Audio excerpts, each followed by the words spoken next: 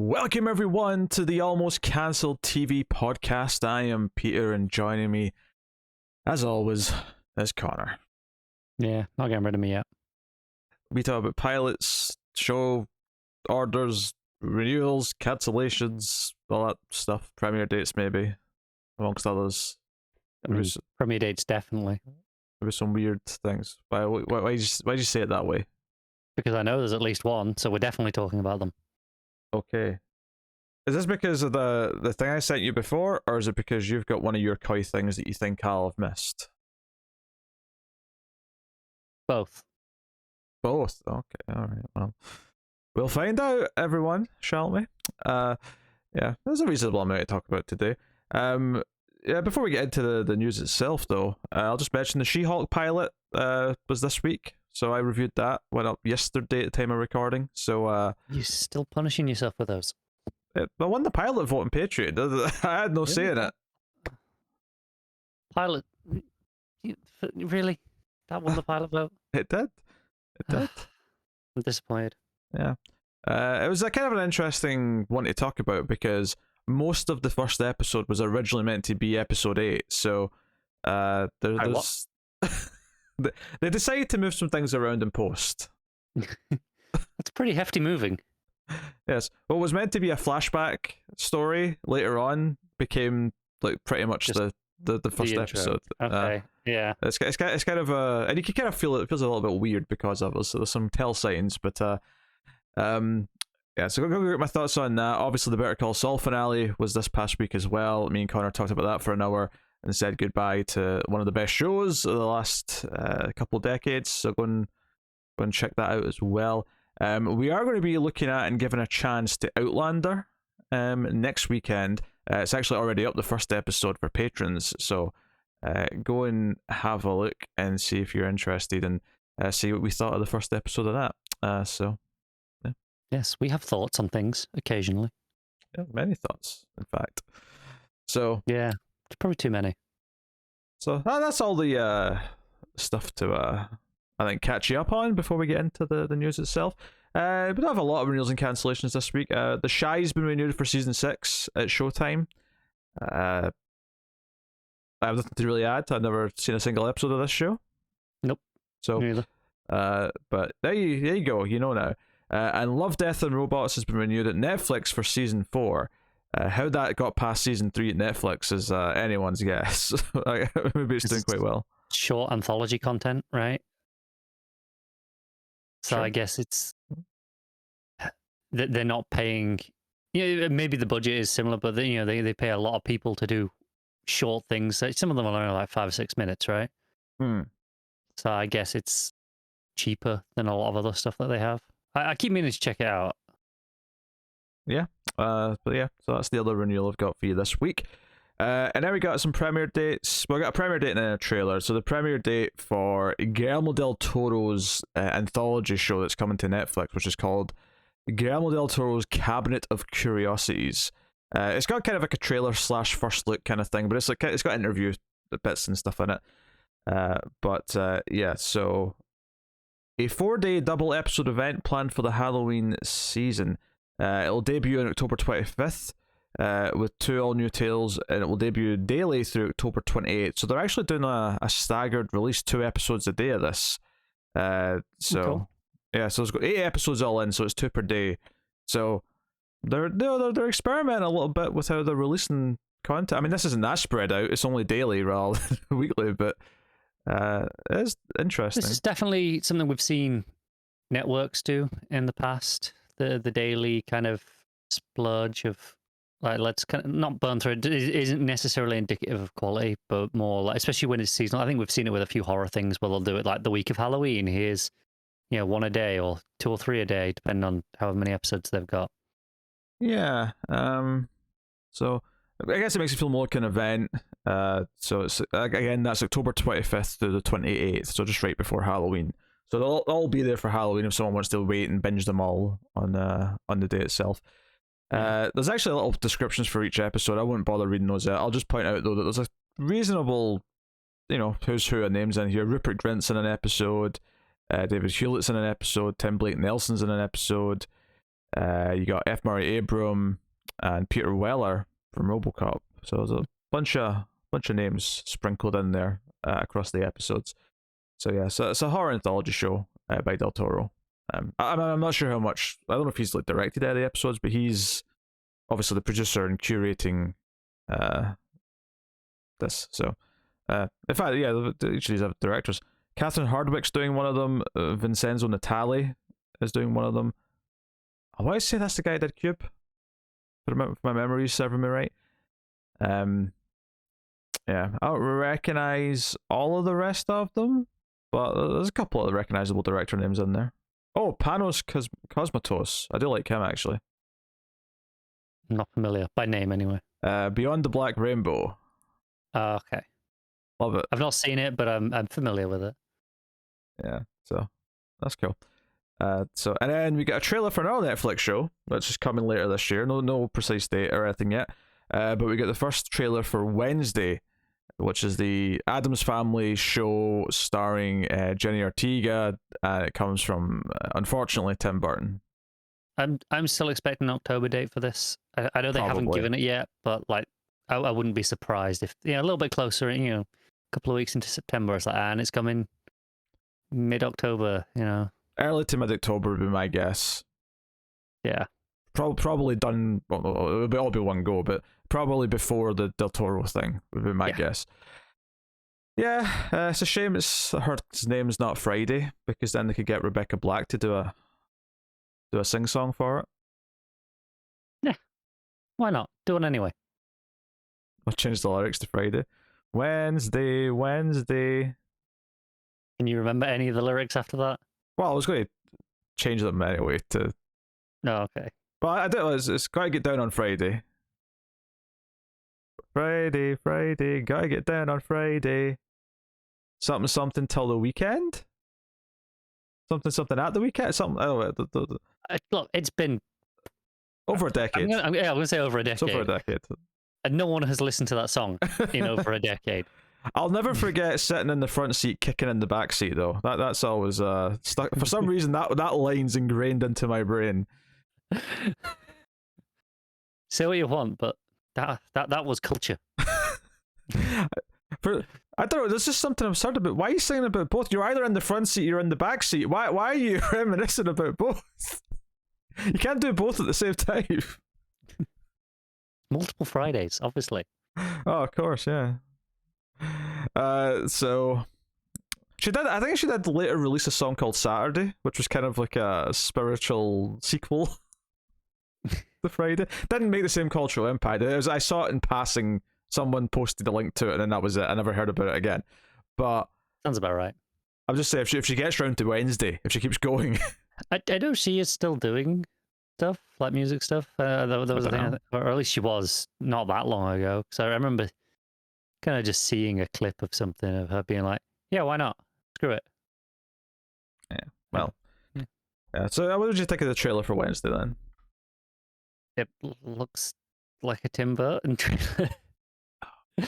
For better or for worse. I don't think it's gonna win anyone over that's not already a fan of that. But I think if you are a fan of that, you'll probably enjoy this. At least judging by this trailer. I think this is frustrating because obviously I hate Tim Burton stuff. I don't like his style. I don't like a lot of what he does. This sucks because I actually really like the two Addams Family movies from the early 90s, and Wednesday probably is a lot of people's favorite character because you got the black humor of this evil little girl who is just awful to people. And the big thing in this trailer mostly is her releasing a bunch of, was it piranha into? I'm assuming they were piranhas, into the swimming pool at the school. But the plot of the show seems to be that because she gets expelled for that, she's going to be going to like a private school, which maybe is full of other weirdos. So maybe it's not a bad premise. It's not a bad premise, and I do think Wednesday's as a character, her humor, the line at the end, do you fancy taking a stab at socializing? I do like stabbing. Like that humor does appeal to me. The Tim Burtonness of it all is not going to work for me. I know it's not. So, but let's be honest, you're going to try it anyway. pilot, whether it wins a pilot vote or not. No. If it wins the pilot vote, I have to do it. If it does not win the pilot vote, I do not have to do it. You have morbid curiosity, and you will do it anyway. You don't have to do it, but you will. Not but just think of all the people who are going to click on that video to see your thoughts. All those juicy numbers. Yes, the dozens of them. Yeah. Oh. And you want to please them. Nope, I do not. I believe you. It's the last thing I want to do. Next up, Netflix again experimenting. Released an extra episode of Sandman, just casually. Yeah, 2-part episode. I haven't watched it yet, but one of them is the I can't remember the title, but the cat dreaming issue, which was one of the things I was most excited to see them tackle in, I was assuming, season 2, and then there it is. Yeah, it's part animated apparently.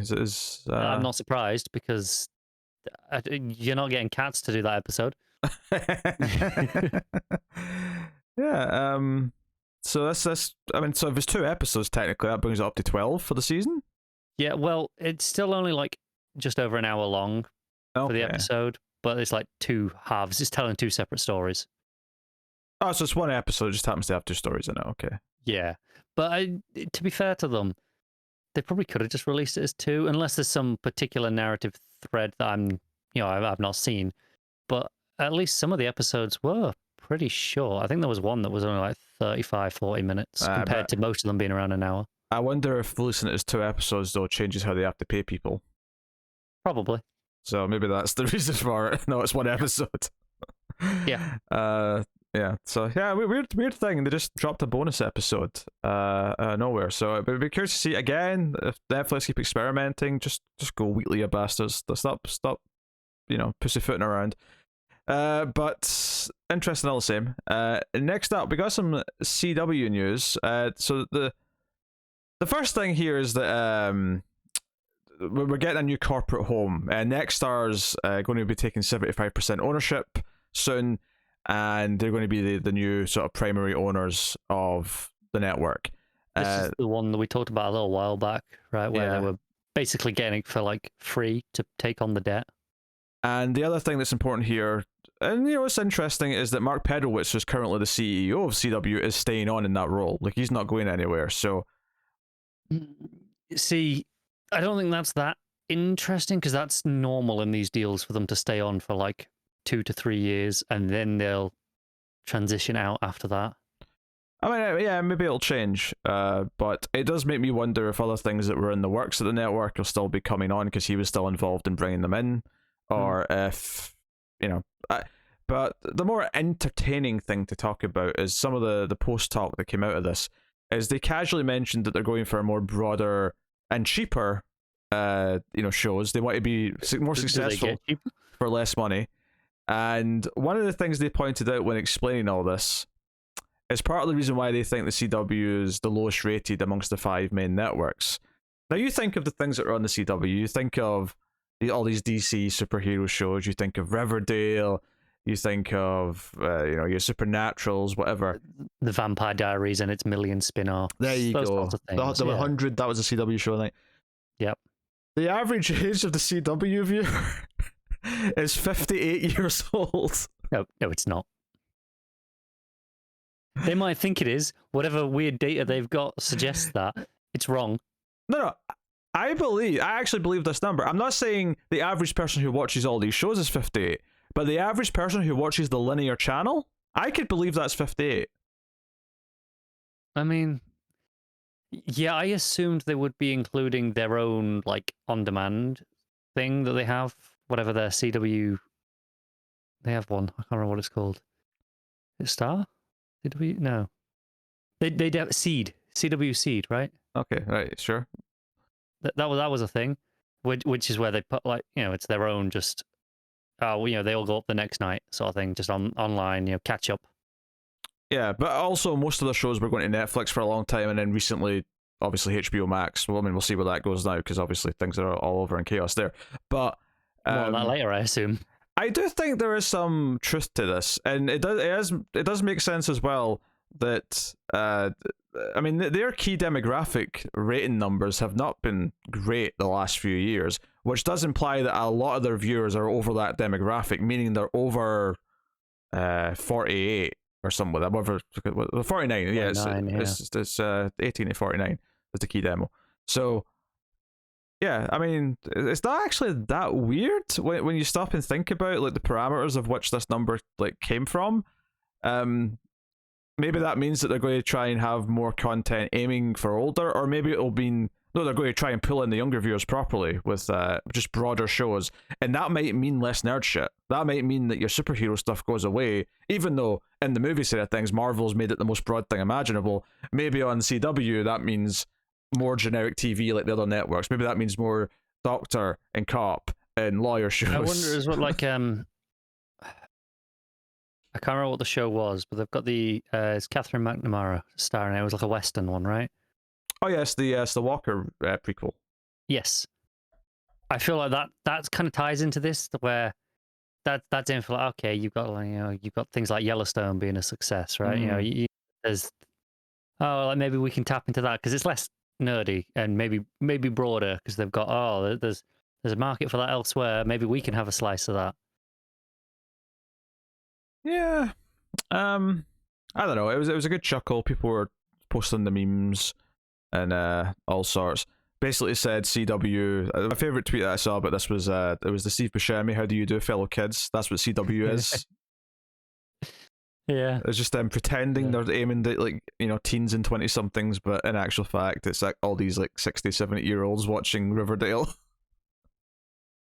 Well, those pensioners have taste. Aye. So yeah, worth mentioning that. And another bit of CW news here. This is a bit wild. So we stopped watching the show, but Jordan Eslas, who plays Jonathan Kent on Superman and Lois, has abruptly left the show and will be recast for season 3. Apparently, he was scheduled to sort of start meeting up in in Vancouver when they start reconvening on the build up to actually shooting the show, on all the prep, and he didn't make it. Apparently, he's dropping out for personal reasons. There's no kind of like reason, nothing's been given more than that. It's just this personal or family related. So whether he's going through personal troubles, whether he's got family issues to take care of, maybe it's not a personal thing for him, but someone else. No one knows. Like, it could be anything really.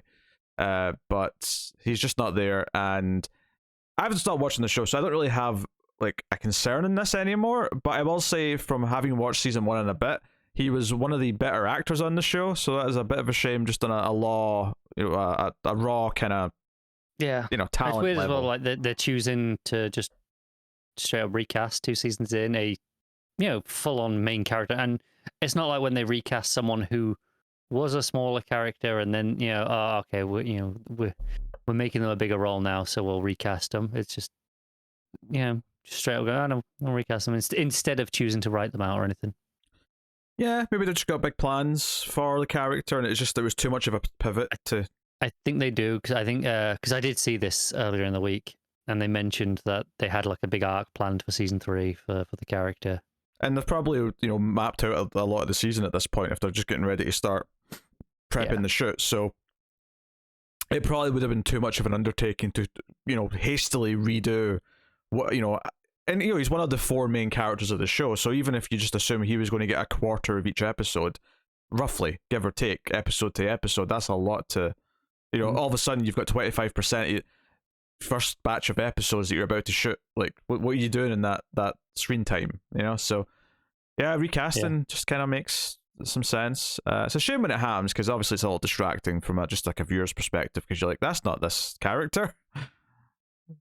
But yeah, it happens. Yeah, happens to the best of shows, even Better Call Saul. Yeah, there is a little bit of scalp here that it could all be an excuse for some of his. Apparently, he was being awkward about vaccinations and stuff like that, and has. I'm not gonna lie, that was one of the first things that came to mind. And yeah, apparently used an exception during filming season 2. And he said a couple of things here or there about vaccinations and about what he thinks they do. Bullshit anti-vaxxer stuff, but it's Yeah, I mean, it's a shame if that is the reason, and it's just kind of like it's become this weird sticking point for some people that they just can't get past it and have to make a fuss about it. It's it's just sad. I mean, ultimately, if that's the case. Yeah, I would never make a fuss about it. Says the man who's terrified of needles. Yeah. How do you? That's unrelated. Here's a question for you. Are you equally scared of acupuncture needles? Do they freak you out? They made me uncomfortable, but not in the same way. You should definitely watch Final Destination 5. Do you know, I could watch that. That wouldn't, but that would bother me less than just when I like if there's just an injection in like a any movie or TV show. I have to look away. I can't watch it. Sure. You should definitely watch. Whereas I couldn't watch that, and it made me feel uncomfortable. But also, I'm watching at that point a horror movie, so like, sure, I'm okay with feeling uncomfortable at that point. All right. You should watch Final Destination 5. I never got past 3. Not that there was a particular reason. I just never got watched anymore after that. 3's the worst one, honestly. I don't remember hating it. I don't remember it being that. Clearly, it wasn't good enough for me to go, oh, I need to see the next one. But I don't remember it being like terrible. I just remember being like, oh, I just recorded the 5th one on streams, and we've worked through them all over the last few months, and I just an appreciation for what works and what ones and what doesn't in others. 4 and 5 aren't great movies by any means, but the deaths are better and sillier than 3. I will say that. So yeah, that's Jonathan Kent will be looking very different come season 3. So look forwards to that. I guess. Little update on the John Wick prequel series. It's moved network. It was going to be on Stars, and it's instead going to be on Peacock. Now we know that Lionsgate might be getting ready to sell Stars. Apparently, that's got nothing to do with why this moved. Apparently, this was just a better fit for the Continental. What I didn't know though is this is only a 3-part series. Is it? Yeah, it was casually in this article, and I went, "Wait, what? What's this?" That's news. I'm surprised because like this is a better fit. I'm not gonna go out and bat for Stars, but that didn't feel like a weird place for it to be. Like that felt like a perfectly natural place to have a little John Wick show. Yeah. Yeah, apparently it's something to do with like because of things like Outlander, like Stars feels like it's skewing a bit more female demographic, and this is obviously maybe skewing a bit more male, so they thought Peacock was better. Not that Lionsgate has any connection to Peacock. They obviously have just made a deal with Peacock to be the home for it. But interesting. It's interesting. Yeah. Do you know, Still no update on when that's coming, is there? Do you know, I'm skimming this article for where it said 3 parts. Because I read this earlier, and I was surprised when I saw it. I'm just trying to confirm it. And I can't see it. Maybe I read this in another article. I'm confusing two things together.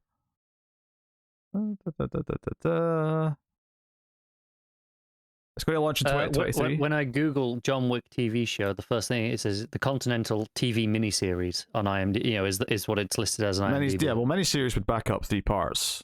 It would. Yeah, 3 parts. Yeah, I definitely saw that, so I just can't find it again. But yeah, okay, there you go. Yeah. I'm not crazy. That's good. Oh, well, whoever has updated that on IMDb has also seen that somewhere. Yeah.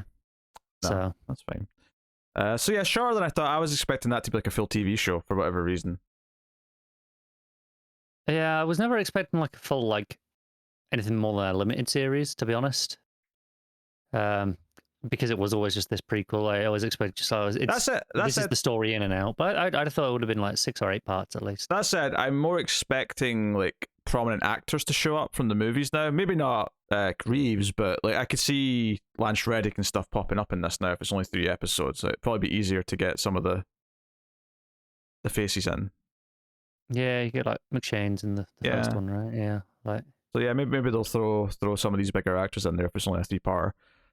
All right, next up. I don't have too much on HBO Max this week, but they did pull a bunch of shows, mostly kids and animated stuff by the looks of it.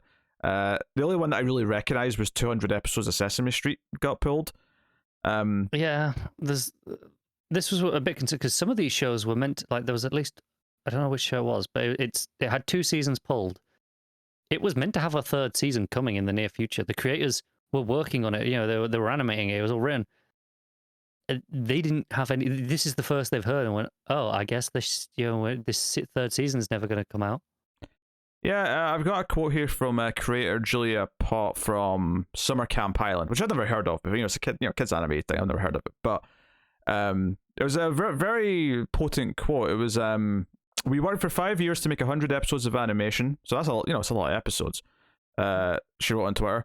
We worked late into the night. We let ourselves go. We were a family of hard-working artists who wanted to make something beautiful. HBO Max just pulled them all like we were nothing. Animation is not nothing. So, I mean, the morale amongst people who made some of these exclusive HBO Max shows that are just being pulled with no home. Yeah, I've seen it was pulled like instantly as well. Like some people were like, it would pull them out in the middle of an episode. They just pause the episode, like just stop low and went, oh yeah, this no longer available. I've seen a lot of speculation that, because the official logline is cost saving measures. There's been some debate. Okay, is this a more tax write-off? But some of it seems like it's maybe too old to count for tax. Yeah, I don't think you can tax write off something that was already finished and released. Like, I think you're past that point. The current prevailing theory is to stop having to pay residuals. Yeah, I imagine some of it might get shut. They might actually try and make profit on it by selling it to other streaming services for them to have it, because they can make some money on that. Maybe they'll do that with some of them that they think they can get a figure for, but maybe some of them not. Yeah, whatever's going on with Aslov and everything at Warner Discovery right now is kind of just distressing and just kind of a mess of things. And hopefully it settles over time and we kind of see, like, we can make some sense of what the plan is going forward eventually. But right now, it feels like we're just all over the place with this shit. Yeah, Discovery are just, because it's not limited to just HBO Max. I know this is less relevant, but I know they pulled out of their financing of GB News this week, which that's not a bad thing, is it? Because that's a shit. Yeah, that is a shell. Yeah, there's a lot going on. Oh, they might go bankrupt now. Good, let them. Yeah, that was, for anyone who doesn't know what GB News is, it was basically an attempt to do Fox News in the UK. So good riddance. Yep. Yes, but it was more just like, oh no, this is an across the board thing that they're looking at. It's not limited to just HBO Max or these shows or whatever they are. They are looking at absolutely everything. Yeah, obviously Warner Brothers beforehand, there was dodgy decisions being made. Like some of the people in charge weren't great, and some baffling choices. We've mocked for like a decade at this point of their failure to do anything reasonable with DC, barring a few exceptions. So, like, it wasn't hunky dory, but this like last couple of weeks of just like gutting everything and making decisions that feel contradictory to what you're supposed to do, which is release content. They're also really bad at releasing content in the UK, like especially like animated content, like for home release. It's a nightmare on a lot of it to get hold of it because they just don't release it. They're like, yeah, it's fine. Yeah, I don't really want to import it. No one else makes me import it. Just you, Warner, because Warner gonna Warner. Yeah, so it was worth pointing out, and there may be more updates to that coming in the future. We'll see what else Aslov and Co do over the next little while. It might be a weekly saga at this point. Eventually, they'll run out of things to get rid of, though, or they'll really start getting rid of some big stuff. I wouldn't put it past them at this point.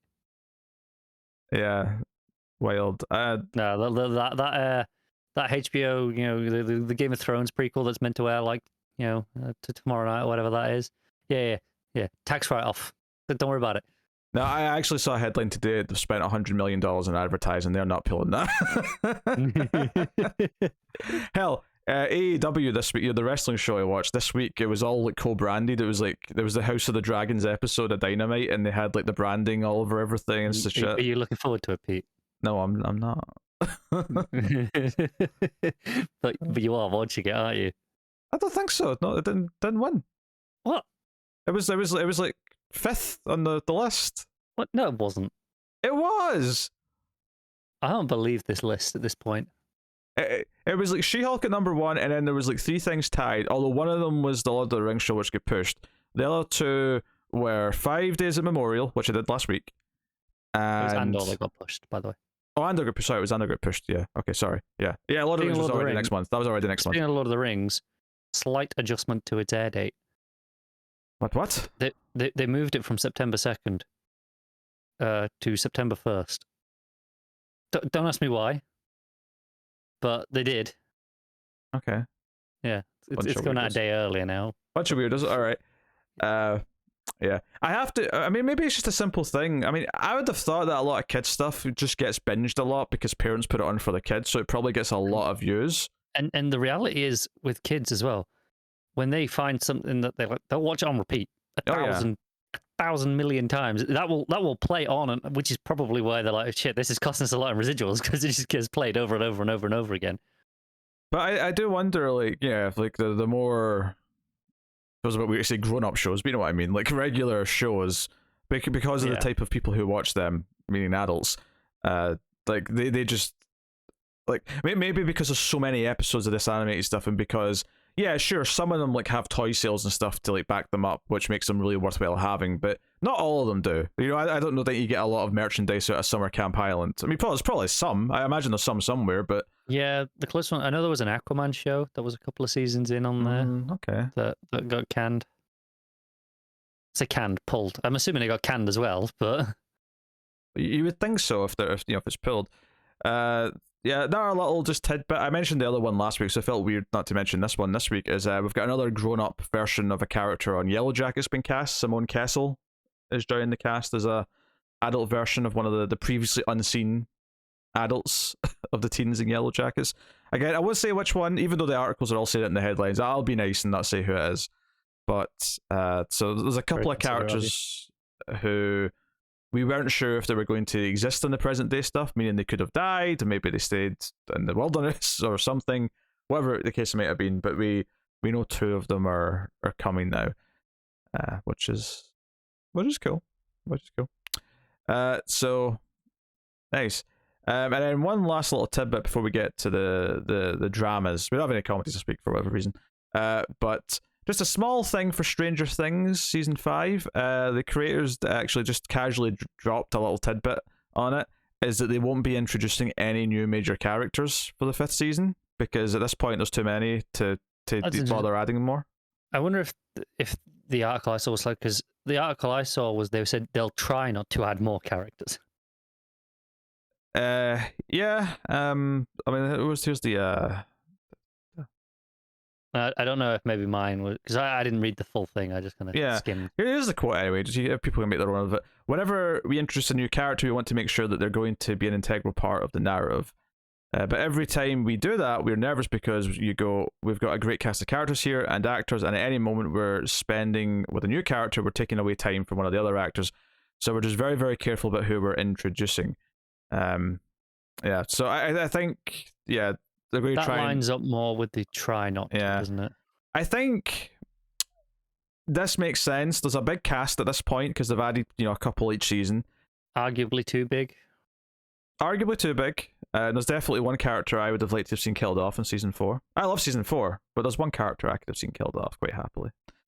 So I'm glad that they're going with this mentality, because they've set up a big story to get into the final season, and there's a lot to do. There's a lot of characters to they would want time with, because most of them are liked. There's only a couple that are kind of more lukewarm. Most of them, by and large, are loved by most people.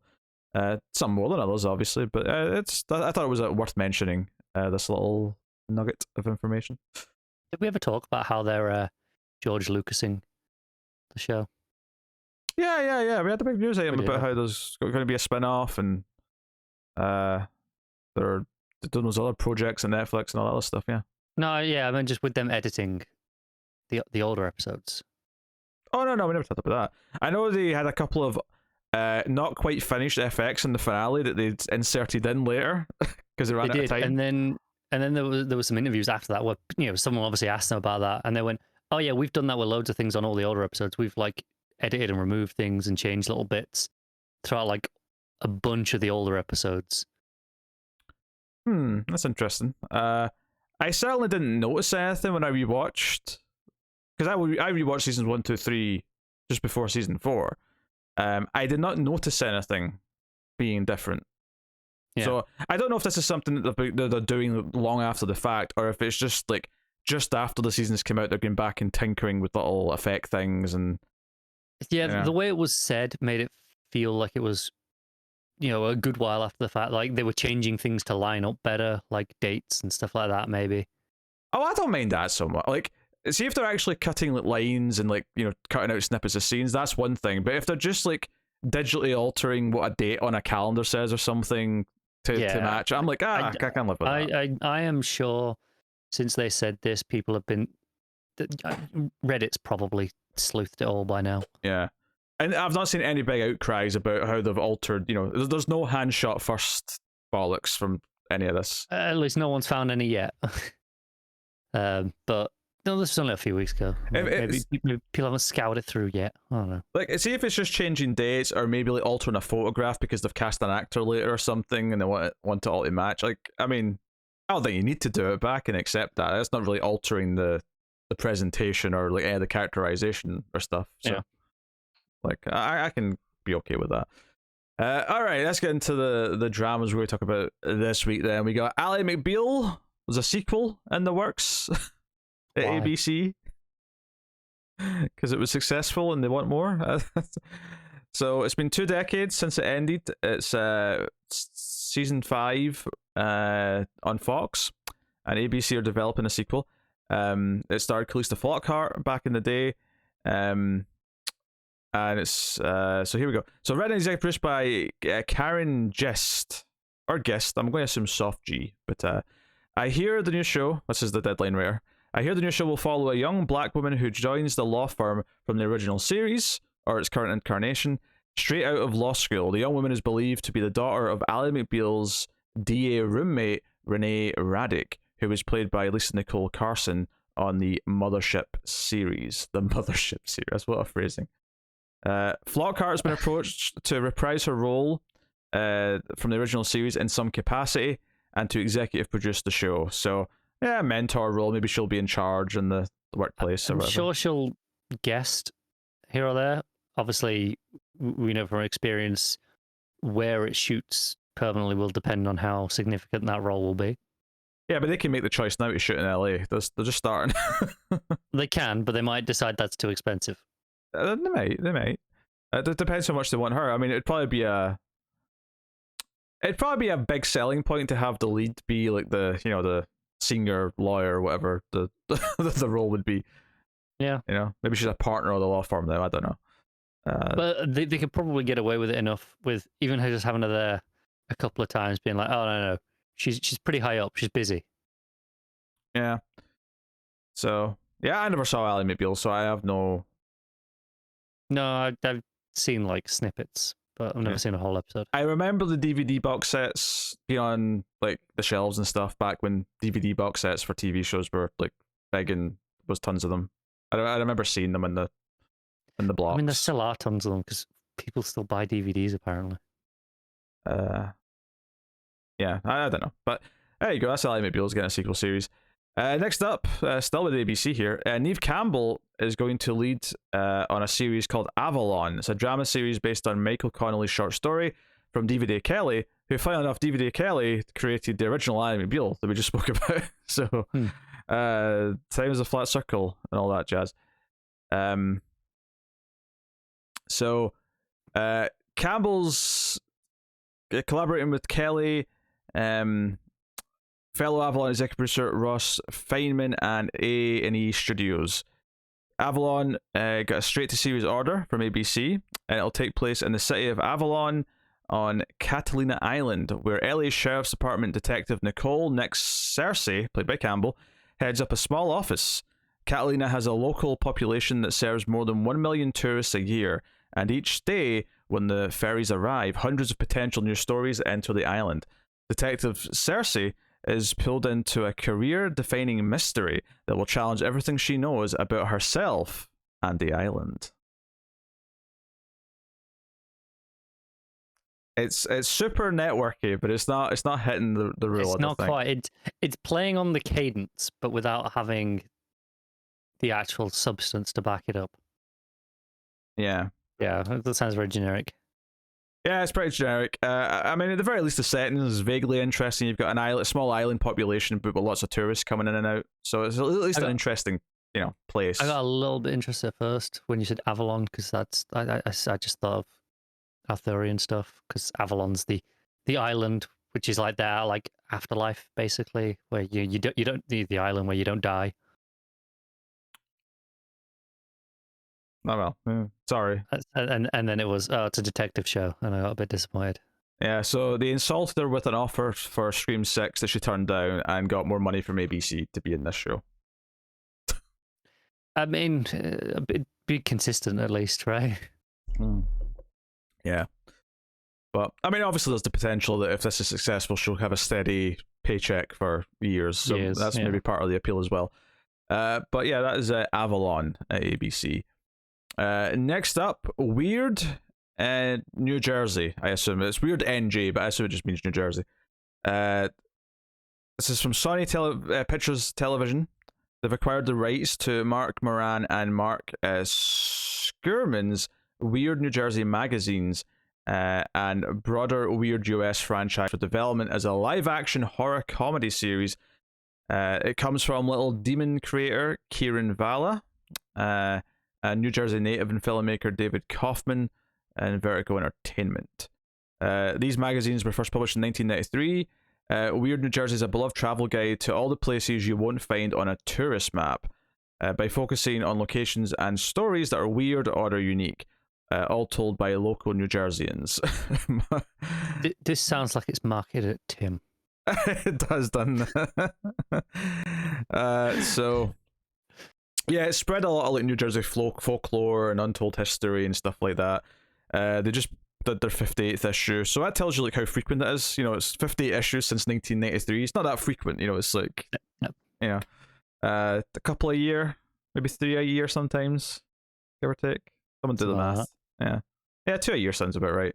2 years, more or less. Yeah. So, which makes sense. There can't be that many places. they probably spend 6 months researching their next area before they talk about it. So yeah, the show will be based on the well-known Weird New Jersey magazines about an estranged family that is forced by destiny to protect New Jersey from evil. They must temper their resentments and battle a supernatural adversary who plans to destroy the Garden State and then the world. Think It's Always Sunny in Philadelphia meets Stranger Things, but it's all set in Jersey. Okay. They caught you there with that Always Sunny comparison. They did, because I wasn't expecting that to be the vibe that it was aiming for. Like everything in that description, I was like, okay, it doesn't sound bad, but I wasn't expecting.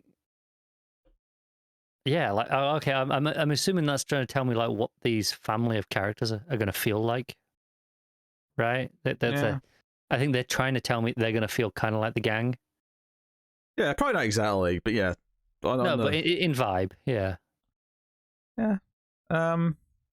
So I wonder if they actually travel around the state, going to these different locations. You would think they would, given what it's based on. I think they kind of have to, yeah. Stop the weird shit that's happening at this place. And you've got 58 issues, I mean, you could do that one per episode, and that would be a few seasons, but I suspect it maybe serve them better to, like, focus on maybe some of them for a few episodes each, and give them little arcs on each one. You can mix and match, right? Maybe some are like, hey, this is a one issue, this is a one episode thing. This one is maybe 3 or 4. Yeah. Or maybe like this one is a bigger deal, so that's the season long arc that's sort of gradually going whilst they're doing all these other, quicker ones. And, there's a lot of ways you could incorporate them into the, because maybe it'll just be a thing where there's a season long story that incorporates like a few of them, and that's kind of your first season, and then they go from there. So, all right, that sounds interesting enough. I know like home or network for it. It's Sony that's developing it though, so we'll see where that ends up. All right. Next up, Ruth Wilson, who was in The Affair and Peaky Blinders. is going to join Daryl McCormick, and they're going to be in a new Showtime slash BBC series, so it's a co-production between them. It's called The Woman in the Wall, and it's inspired by Ireland's controversial Magdalene Laundries. Now, I'd never heard of this when I saw this article. Did you know what this is, Magdalene Laundries? Not by name. You're going to be wondering why you've not heard of it when I tell you what this is. In the 6x60 gothic thriller, I don't actually know what that. I assume that's maybe like the dimension of something. I don't understand what 6x60 means, but whatever. Two-time BAFTA nominee Wilson will play Lorna Brady, who awakes one morning to find a corpse in her house. Brady has no idea who the dead woman is, or if she herself might be responsible for the apparent murder, because she has long suffered from extreme bouts of sleepwalking. The episodes begin during her teenage years when she was incarcerated in one of Ireland and the Catholic Church's most notorious Magdalene Laundries, where fallen women were sent to atone for their sins, such as adultery and teenage pregnancy.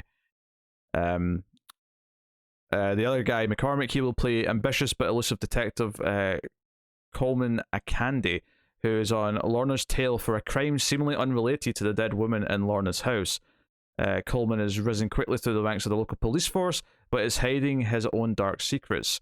So the reason why I'm saying I'm surprised that neither of us have heard of this is this next part about the real thing, right? So the actual, I don't know how much of the story and the characters is anything about reality, but the laundries themselves is a real thing. The Magdalene Laundries operated in Ireland for more than 200 years, but it wasn't until 1993 when the unmarked graves of 155 women were uncovered in the convent grounds of one of the laundries that media uncovered the operations of the secretive institutions. A formal state apology was issued in 2013, and a £50 million compensation scheme for survivors was set up by the Irish government. Basically, it sounds like they did a lot of heinous shit, and a lot of people died as a result. And sorry, are you telling me the Catholic Church is bullshit? I said no such thing. I think that was a very strong implication, but I'll say it. I was simply reading the facts. Yeah, the facts are stated. Yeah. I wish I could say I'm surprised, but I'm not. Yeah. When I read that part, I was like, I'm surprised I've not heard of this in passing at some point. I mean, 155 graves, in secret is a pretty notable amount. It is, and that's just at one of them. And the idea that the state, the Irish government actually set up this apology and like, okay, we're going to start paying out the families of the people who suffered from this, is quite notable. So yeah. So it's a prime contender for a gritty, tense TV show then, isn't it? It is, yeah, that makes sense. Yeah, so it's somewhat interesting. That's The Woman in the Wall, is the name of that. So Showtime and BBC are developing it. Next up, so Netflix are looking for another soapy period drama. Of course they are. Obviously, they've had success with that trash Bridgerton, and as a result, they're beloved trash, I believe. They're looking to Orange is the New Black creator Jenji Cohen, who they've got a deal with, to develop. In fact, they've even ordered an 8-episode series called the Decameron. I'm assuming I'm saying that right. Also from Kathleen Jordan, creator of Netflix's Teenage Bounty Hunters, which I vaguely remember that coming out. I don't know if I ever. I remember the trailer very distinctly and be like, "Oh my god, this looks awful." I assume it cancelled after one season, but I don't know for sure. So created by Jordan, who's actually going to be the one showrunning it. The Decameron is set in 1348 when the Black Death, the deadliest pandemic in human history. We'll see how we catch up in the present day here before you go around making grand statements like that, which killed as many as 200 million people. It strikes hard in the city of Florence. A handful of nobles are invited to retreat with their servants to a grand villa in the Italian countryside and wait out the pestilence with a lavish holiday. This sounds so like upper class snobbery bullshit. But as social rules wear thin, what starts as a wine-soaked sex romp in the hills of Tuscany descends into an all-out scramble for survival. So I guess the fun of it is that you're going to see that this all these posh rich people break down and succumb to the chaos. Yeah. What are you looking at? Yeah, it sounds like it. I was looking up the name because I was like, what is this? It seems it's a book, like an old Italian book, Ah. from like like the 1300s, I think. Oh yeah, there's a paragraph down here. I could have told you something. So it's loosely inspired by the Decameron. I'm having trouble saying that word for some reason. The famous collection of witty, racy, and sometimes tragic short stories about love by the 14th century Italian author Giovanni Boccaccio. So, there you go. Which it was like, okay, that makes sense why it's set in Italy then. Yeah, makes sense. Needless to say, I have no interest in this one. So you will be there day one. Any shape, way, or form. I do not want to watch it. I don't want to see it. Is it can exist over somewhere else. Sounds perfect for you. You shut your face. Now that's actually the last proper news story of the week, but I do have a little bonus. Oh God, what have you done? Item. No. I will give a slight spoiler warning for Better Call Saul, because this is going to spoil one scene from the finale. But there was a script excerpt from the finale shared by during a Rolling Stone interview. It was shared, and some of it was surprising how it was written. But I just wanted to read it out for a bit of fun and just share it with people. So, it's not a super plot heavy scene in the finale, but it does spoil a couple of things. So if you haven't watched the Better Call Saul finale, thank you for joining us. We'll see you next time. But for everyone else, here's a scene. Gene, shit! He grits his teeth, stands there, and then crumples to the floor, flat on his back on the dirty concrete, rock bottom. He stays like that for a long moment, and then Gene's gaze lands on something above him. Jagged words scratched into the ceiling. My lawyer will ream you assholes. And now Gene does something new and unexpected. He emits a small, sincere laugh. We watch Gene from behind as he slowly uncurls and rises to his feet. He squares his shoulders, shoots his cuffs, and steps to the cell door. Now here's his face, and he's different. This guy knows the score. He knows exactly what to do. It's halfway to Jekyll and Hyde's transformation, because the man in this cell isn't just a helpless felon. He's Saul fucking Goodman. As a fugitive, he was playing a game he didn't know, but now that he's in the system, his system, he's like Kal-El waking up under a yellow sun. In this place, he has superpowers. Saul, let's call him that, that's who he is. Bangs on the door with his open palms.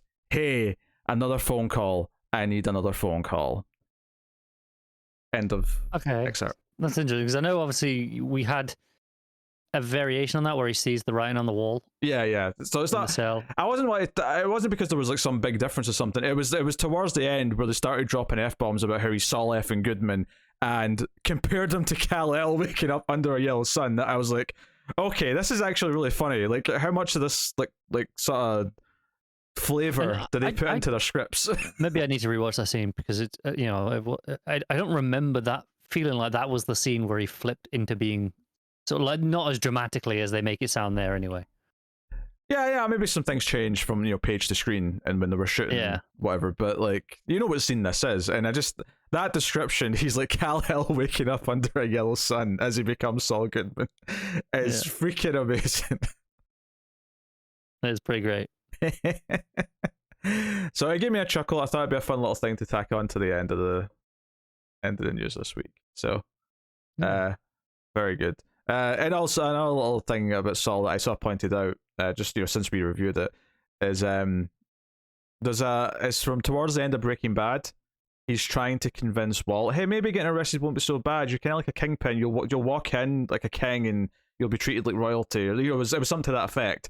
And that's actually how Saul, like that's what his ending ends is. up. Yeah. There's some, again, just some wonderful, like, oh, you teasing, like foreshadowing, like full circle genius bastard, you.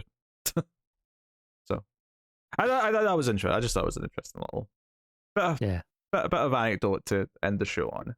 Oh man, it was so good. One episode, what a show. So there you go. That is this week's Almost Cancelled TV news. Thank you for joining us. I will take this time to thank our Patreon producers. So thank you very much to Tyler Hess, Cindy Palacios, David Sharp, Boardnow, Christopher Moy, David Brown, Al Treisman, and Alison M. Fordyce. They are all producers over at Patreon. You can support us over there at multiple tiers and keep all the content coming, keep this show coming, keep all the reviews coming, the movie podcast over at Mail Fuzz Movies coming. All of it does help. You can also support us by hitting the super thanks button below the video, or if you want to do it without spending some pennies, you can like, subscribe, ding the bell for notifications, comment, all that stuff. Share us around on Twitter, which of course is at mailed_fuzz for the TV channel updates and stuff. So there you go. That is the show. So nothing made Connor drink this week, so it's a sad day for him. It didn't make me drink, but I did have a glass of whiskey anyway, just because it was the end of a long night at work, and why not? It's a Friday night. I feel entitled. Good. I can justify myself to you. Good for you. Yeah. He says long night at work. He was actually at a meeting where everyone sat in a circle with the chairs. Yeah, I wish. Sounds nicer than work. Anyway, that is us. Thank you very much for joining us. We always appreciate it. Keep watching TV. Have you got any vanilla?